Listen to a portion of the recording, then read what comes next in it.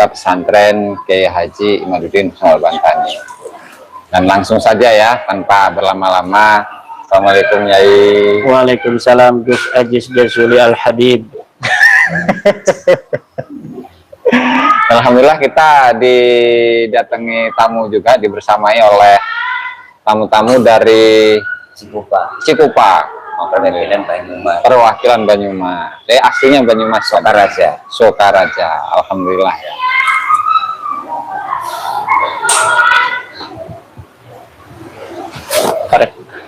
Perkenalkan, ini nanti buku. Saya ini kesini dapat buku. Dan saya alhamdulillah silaturahmi ke Kiai Haji Imaduddin Husnul Bantani. Lupa ini kalau apa ya? Dan saya alhamdulillah mendapat hadiah dari beliau, buku terbaru beliau yang berjudul Sejarah Runtuhnya Nasab Ba'lawi di Indonesia, yang nanti insya Allah di lain waktu akan kita bedah isinya apa saja ya. Dan pada kesempatan kali ini kita akan membahas atau mendiskusikan tentang yang sekarang ini sedang rame ya, yaitu Syekh Ibnu Harjo yang menuliskan sebuah kitab berjudul Al-Khulasatun Nafisah fi ansab abna atau fi nisbat abna al-Imam Ahmad bin Isa.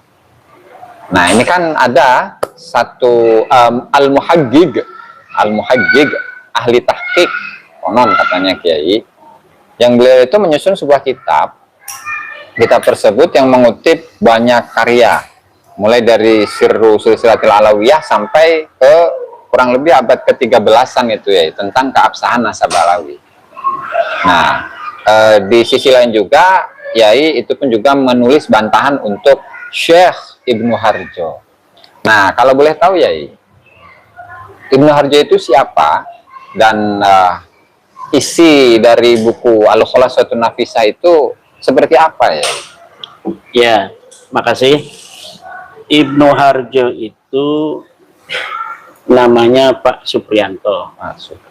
Beliau lulusan Lipia, aliyahnya di Nahdlatul Muslimin, sanawiyahnya di Nahdlatul Muslimin, dan mengaku belum pernah mondok. Belum pernah mondok, jadi dia lulusan Lipia, dan di Lipia itu kan belajar bahasa Arab. Ya. Jadi beliau menggunakan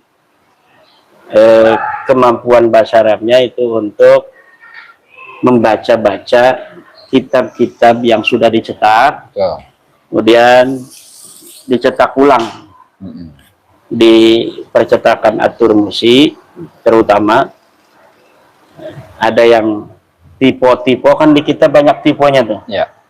Nah, itu dibenerin. Jadi tahqiqnya Pak Ibnu Harjo ini tahqiq dari kitab-kitab yang sudah pernah dicetak, tapi masih ada kesalahan. Akhirnya nanti dicetak lagi di At-Turmusi melalui editan beliau. Jadi itu tahqiq yang martabatnya tukang edit lah. Allah, tukang edit ya. Tukang edit aja. Kalau muhaqqiq yang sebenarnya muhaqqiq itu kitabnya belum pernah diangkat ke publik. Jadi ada sebuah manuskrip kitab masa lalu yang belum pernah diangkat ke publik, misalnya dari abad ke-5, ada di perpustakaan, kemudian dia nyari temannya untuk dimuqabalah dari manuskrip ini. Ya, setelah ditemukan muqabalah bainan nusakh ada 3 dan 4, baru dia tulis ulang sesuai dengan apa yang ada di manuskrip itu. Jadi satu manuskrip akan jadi saksi manuskrip lainnya. Nah, itu muhaqqiq yang sebenarnya. Tapi kalau sekarang muhaqqiq kitab yang sudah pernah diaji, komitugian ada salah, kauluhu jadi kauli, itu kan kiai-kiai yang ada di pondok itu, walaupun dia membaca kitab itu ada tipok begitu, udah ketahuan ini udah bacanya harusnya kauluhu, bukan kauli. Jadi bukan hal yang baru ya. Jadi bukan yang istimewa lah kalau mentakik, mengedit kitab-kitab yang sudah pernah diaji di pondok pesantren. Jadi muhaqqiq sebenarnya adalah dia memunculkan kitab yang belum pernah ada di kancah ilmiah untuk dia perkenalkan ke hadapan publik bahwa di masa lalu ada seorang ulama mengarang cuma tenggelam, kemudian dimunculkan oleh seorang muhakkik ini berdasarkan dengan berbagai macam muqabalah dan muqaranah baina nuskhatin wa ukhra. Itu yang kedua tentang isinya al-khulasatul nafisah, saya sudah jawab di dalam kitab saya Qami'ul Masawi bahwa sebenarnya saya tidak mau untuk menjawabnya. Ya. Saya dikirim oleh teman sejak 2023. Tapi saya tidak mau untuk menanggapinya karena narasi-narasi yang ada di kitab itu sama saja dengan narasi-narasi pembela Balawi lainnya yang sudah saya jawab. Ya. Nah, kebetulan beliau kan nggak dikenal. Jadi ya yang muncul-muncul ke publik aja yang terlebih dahulu harus kita jawab karena itu yang diperlukan saat itu.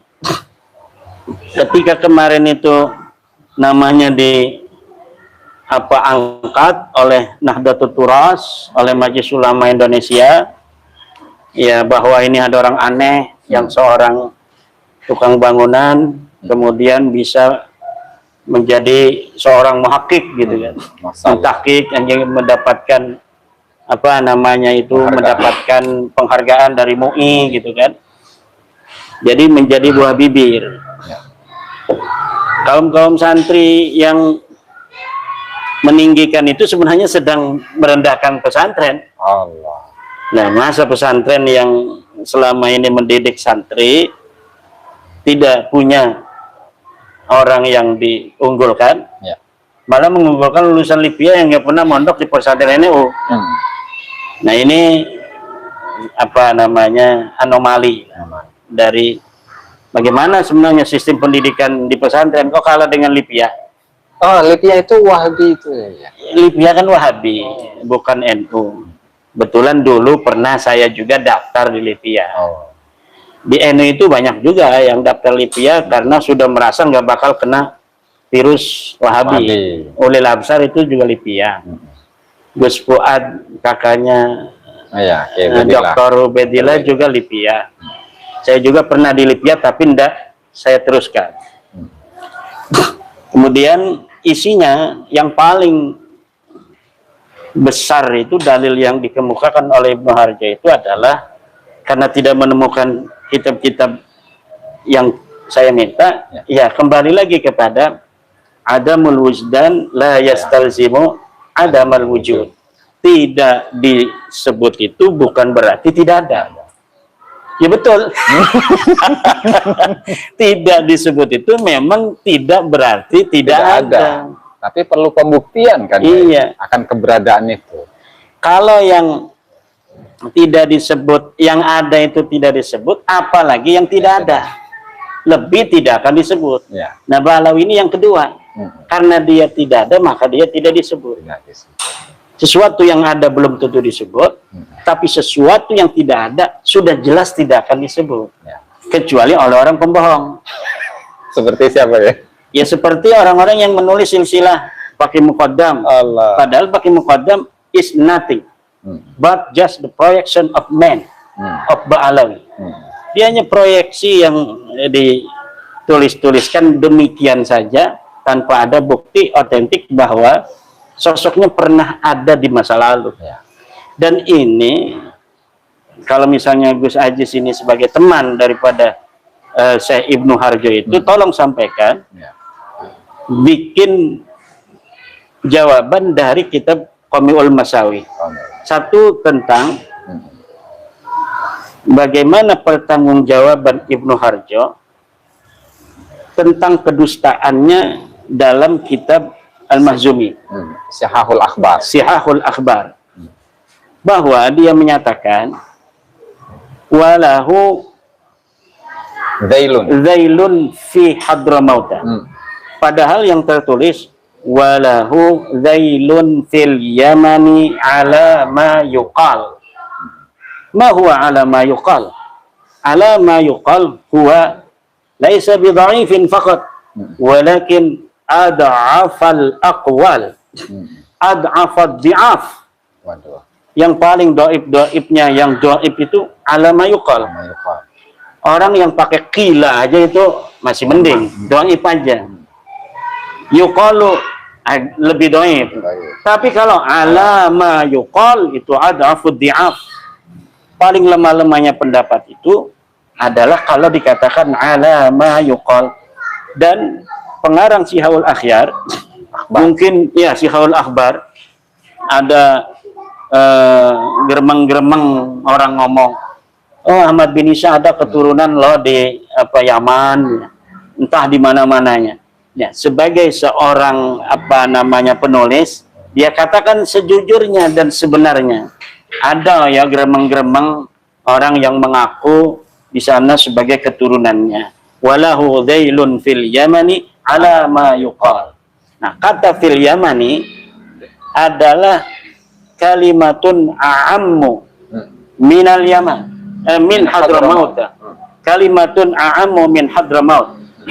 Nah, kalau kalimatun a'ammu min Hadramaut, bisa dia itu Hadramaut, bisa juga Taiz, bisa juga Aden, bisa juga So'dah, atau yang lainnya. Nah, berarti Syihaul Akhbar ini mengatakan pendapat doib yang mengatakan Ahmad bin Isa itu punya keturunan di Yaman itu bisa jadi di negeri Yaman yang banyak itu, bukan hanya di Hadramaut. Nah, dengan penegasan Ibnu Harjo bahwa itu adalah di Hadramaut, itu sudah sebuah al-isaah al-ilmiyah fin naql, kejelekan ilmiah dalam pengutipan. Itu uji petiknya gagal itu. Khianat ilmiah. Khianatun ilmiyatun. Khianat ilmiah. Yang kedua, ala ma yuqal. Ini yang paling penting.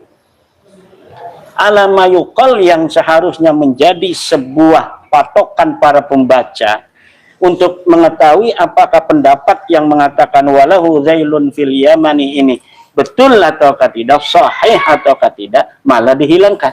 Nah, ini khianatun ilmiyah asyaddu min khiyanatin ilmiyah ala maqablah. Ini luar biasa. Kalau dia muhakkik dari sebuah manuskrip yang manuskripnya adalah munfaridah, lalu dia mengetik ulang apa yang ada dalam manuskrip tidak sesuai dengan hawa nafsihi, maka dia akan rubah sesuatu itu dengan yang sesuai dengan hawa nafsunya.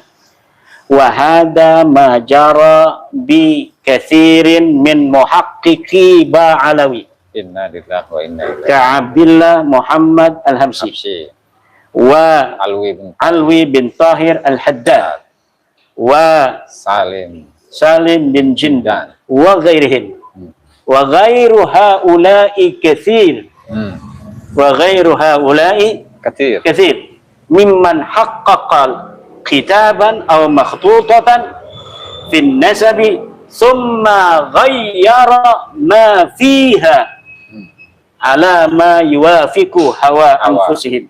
Na'udzubillah summa na'udzubillahi min dzalik.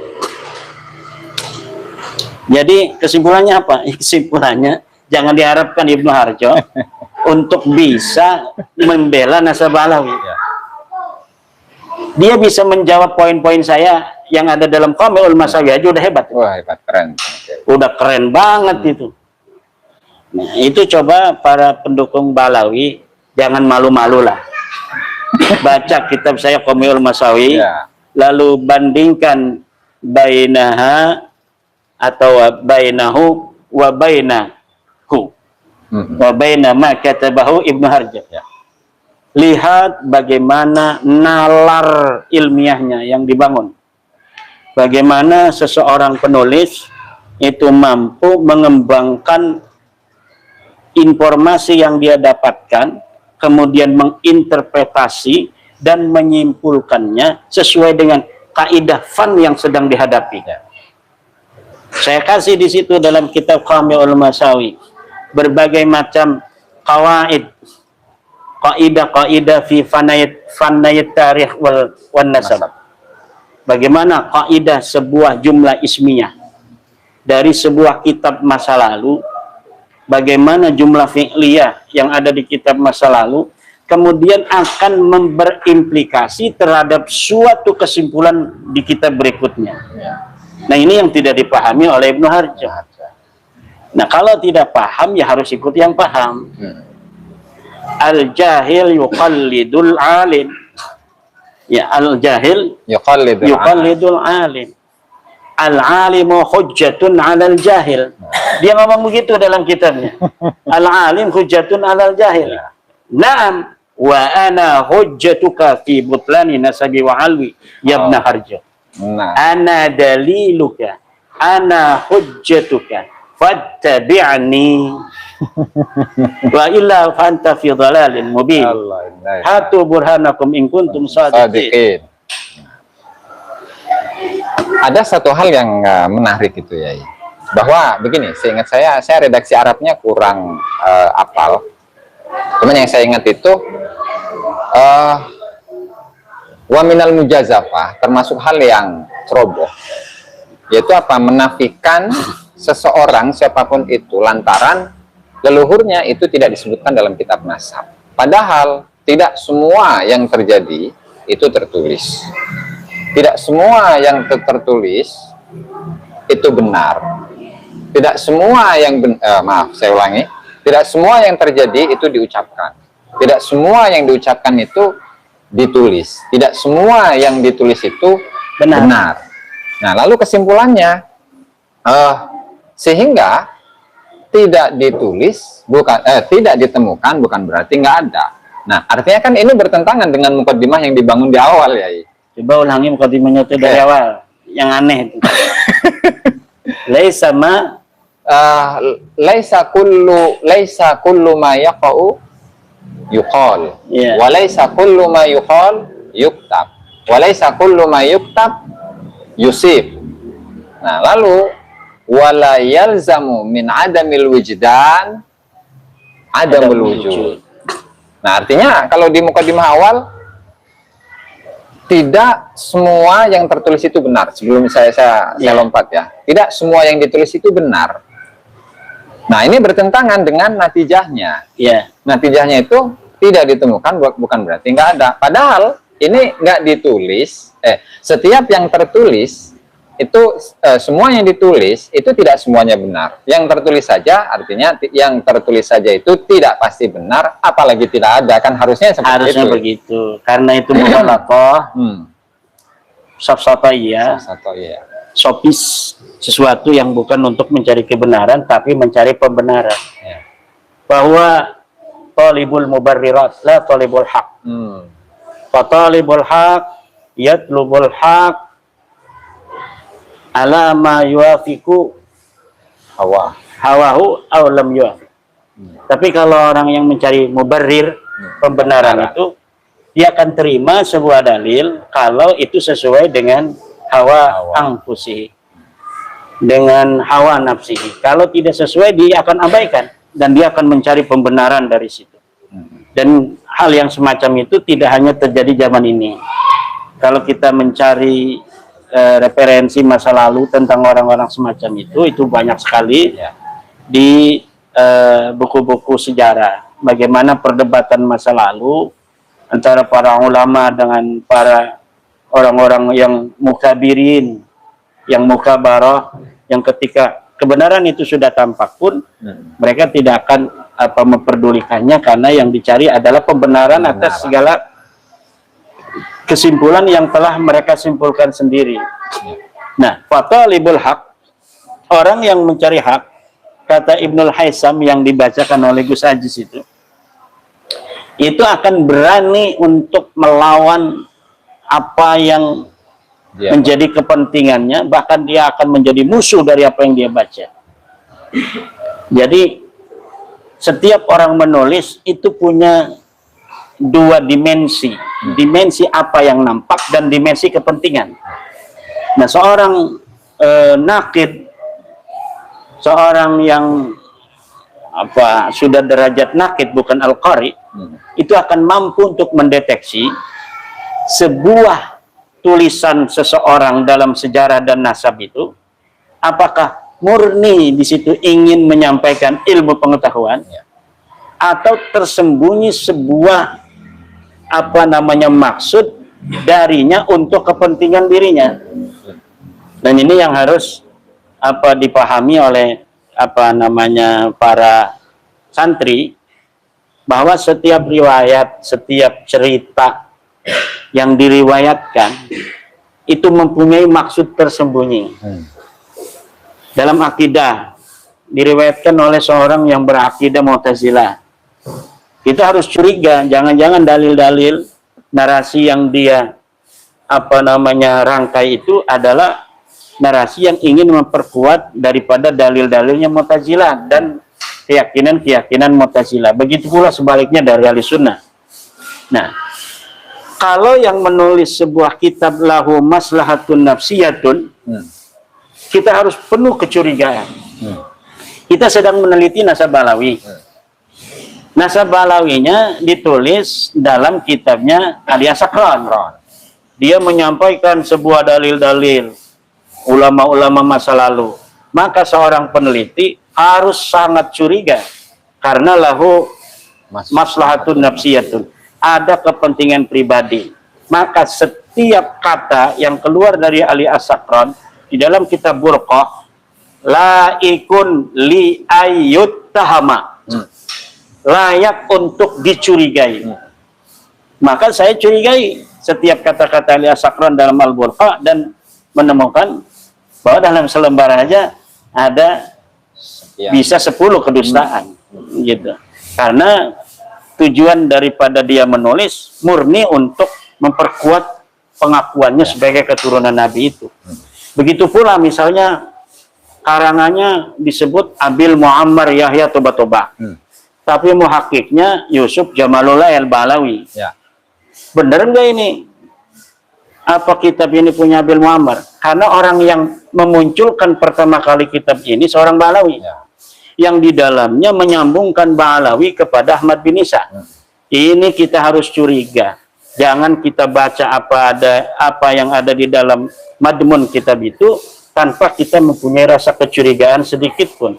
Kenapa? Karena yang memunculkan ini lahu maslahatun nafsiyah, ada kepentingan pribadi. Seorang Yusuf Jamalullah yang Balawi yang ingin sekali nasabnya diakui oleh masyarakat dunia, tiba-tiba memunculkan kitab abad kelima yang selama ini digugat oleh orang, apakah ada nasab Balawi ditulis oleh abad kelima. Lalu tiba-tiba di tahun 2004 seorang Yusuf Jamalullah mengaku menerima atau menemukan sebuah manuskrip abad kelima, namanya Abnaul Imam fi Misra Wasyam, dan dia mengaku dalam kitabnya itu bahwa sebelumnya sudah pernah dicetak di tahun 19 sekian.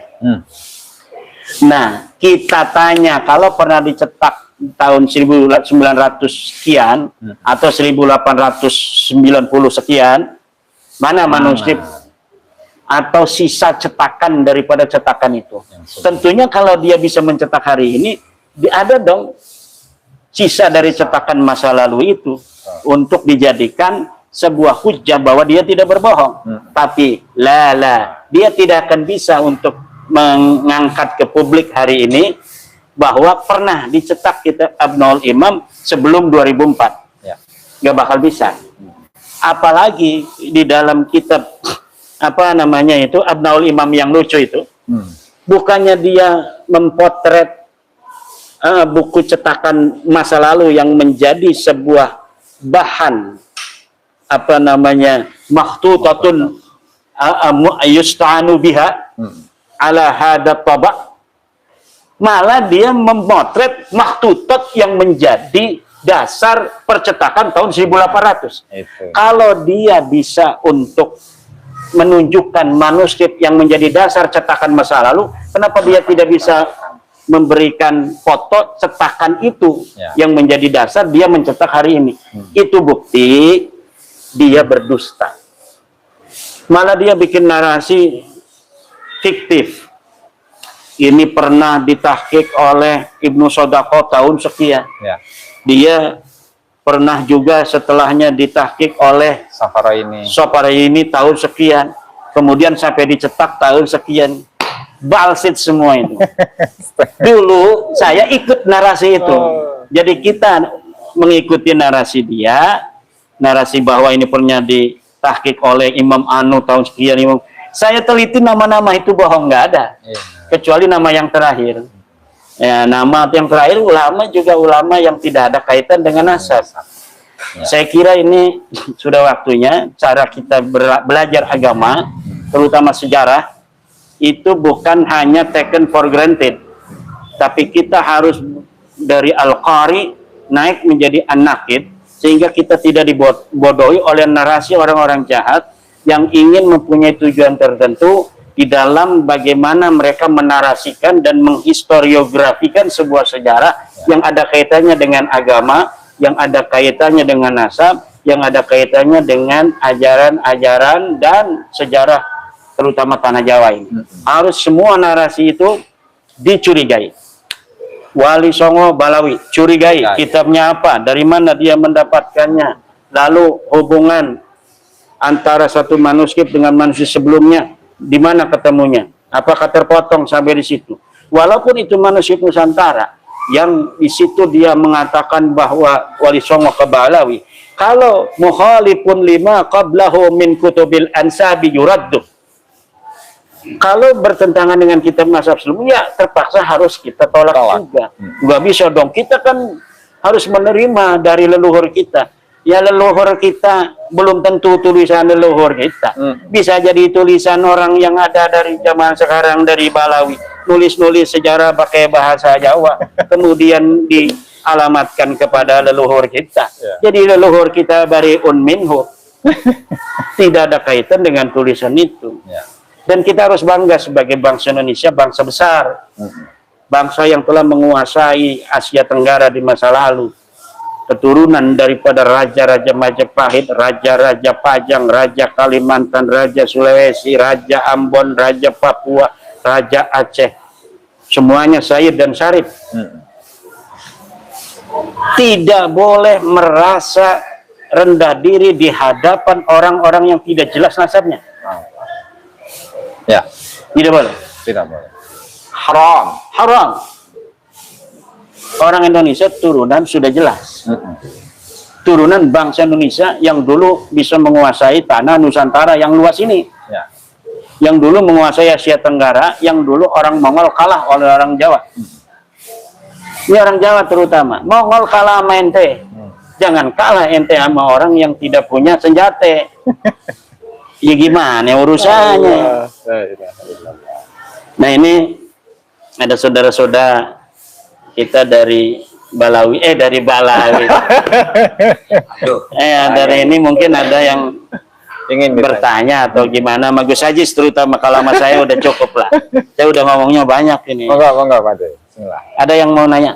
Ya, artinya terima kasih lah. Artinya saya bisa ketemu sama beliau lewat YouTube. Alhamdulillah. Tapi ini secara Allah memberi saya artinya jalan yang benar nih, nyata ini, bukan lagi gambar. Alhamdulillah.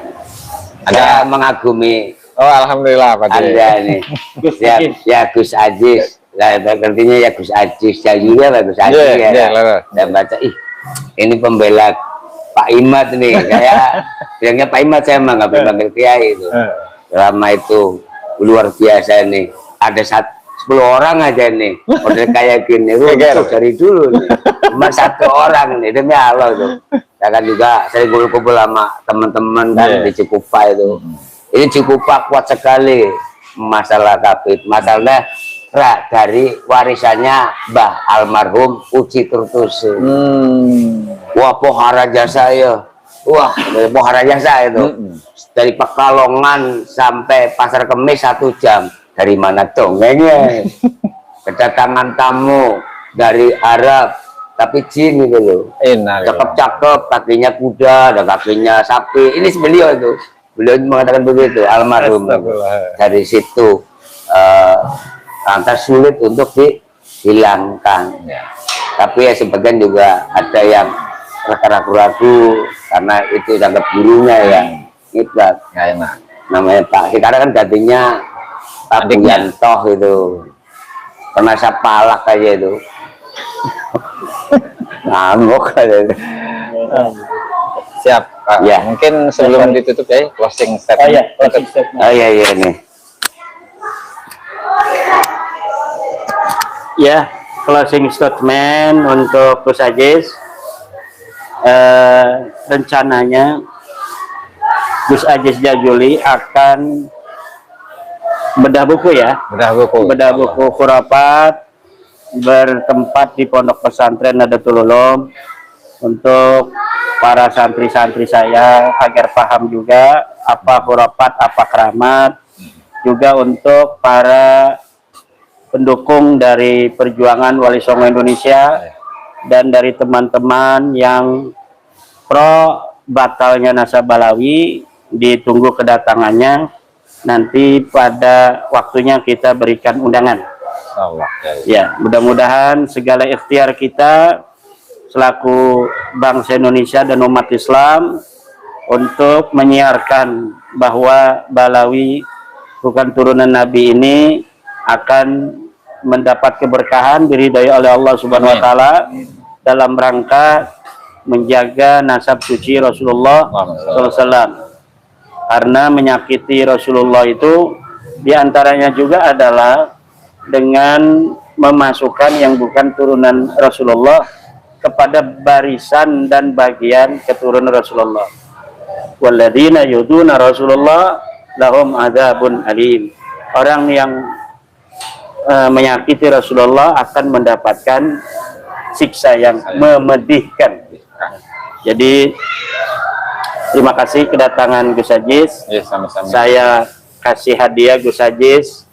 Ini buku saya, Sejarah Runtuhnya Nasab Balawi.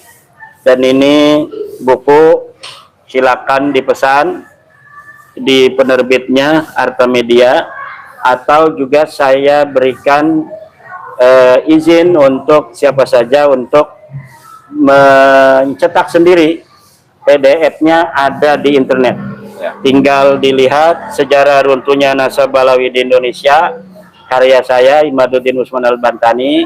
Mau di print sendiri, dicetak, silahkan. Dan itu adalah merupakan ikhtiar kita agar berita tentang batalnya Nasab Balawi dan segala dinamika yang menyertainya akan abadi, bisa dinikmati oleh generasi-generasi kita di masa yang akan datang. Terima kasih Gus Ajis. Assalamualaikum warahmatullahi wabarakatuh. Waalaikumsalam warahmatullahi wabarakatuh. Langsung ya.